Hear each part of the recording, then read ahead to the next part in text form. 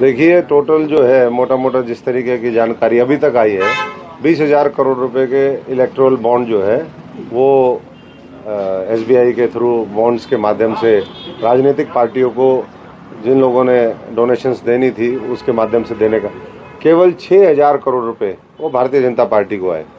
उसका जो है करीबन 2.5-3 गुना वो दूसरी पार्टियों को गया। तो कैसे चला गया? तो इसलिए केवल मुद्दा बनाने के लिए मुद्दाहीन विपक्ष जो मोदी जी को हटाना चाहता है, मैं समझता हूं कि वो कामयाब नहीं हो पाएगा।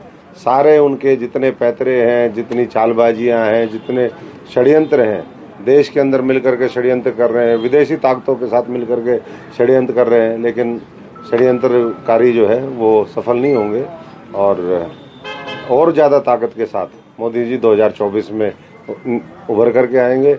आज भी हमारे सब जगह पहले हम आए और उसके बाद अब जितने हमारे लीडर्स हैं उनसे संपर्क कर रहे हैं, जितने हमारे कार्यकर्ता हैं उनसे संपर्क कर रहे हैं।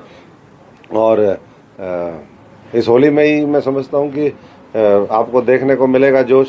और गांव के दौरे हम 28-29 तारीख को शुरू करेंगे।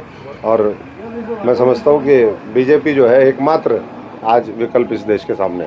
देखिए, पहले वो बूथ कैप्चरिंग करवाते रहे, जब सत्ता में थे तो बूथ कैप्चरिंग के माध्यम से वो जीतते थे। ऐसा नहीं हो सकता कि पूरा हरियाणा जो है कांग्रेस के खिलाफ वोट दे रहा है और एक इलाका उनको। तो लोगों का जनमानस, वहाँ के लोगों का भी यही है। वो समय सत्ता का दुरुपयोग करते रहे, जब विपक्ष में भी थे तब भी। तो इस बार कम से कम मुझे ये यकीन है कि जिस तरीके से और इलाकों में भारतीय जनता पार्टी को जिताने का लोगों ने काम किया भारी बहुमत के साथ, वैसा ही जो है करीबन 5 लाख कम से कम टारगेट इस बार हर लोकसभा के ऊपर है भारतीय जनता पार्टी का, कि कम से कम मार्जिन 5 लाख से ऊपर होना चाहिए। तो वो भी वो करेंगे। 370 वोट हर बूथ पे बढ़ेंगे। तो सीधे सीधे जो है वो आप अंदाजा लगा सकते हैं, जहाँ 2000 बूथ हो तो 5-7 लाख का तो मार्जिन एक सीट पे वैसे ही आएगा। कोई चुनौती नहीं है, अब तो उससे ज़्यादा मामला है। पहले तो कोई टिकट भी मांग लेता था दूसरी पार्टियों की, मेरे जैसे लोग लड़ते थे, सड़कों पे संघर्ष करते थे, तो लोगों को ये होता था नहीं भैया संघर्ष करने वाले लोग हैं। अब तो चोर लुटेरे डकैत टाइप जो लोग हैं उनका समूह बन गया है। वो ढूंढ रहे हैं कि भाई इससे गठबंधन कर लो, इससे गठबंधन कर लो, लेकिन कुछ नहीं होने वाला। तो पहले से बेहतर परिणाम वो देखने को इस हरियाणा के अंदर आपको मिलेंगे। मैं कहता हूँ और आसान हो जाएगा, क्योंकि 20 साल पहले तो मैदान छोड़ के चले गए थे।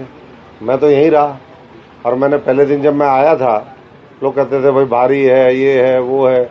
15 साल अशोक तंवर ने यहीं सेवा की, हारा जीता जैसा भी है। और यहाँ तो लोगों ने कभी अपना समझा ही नहीं इस इलाके को।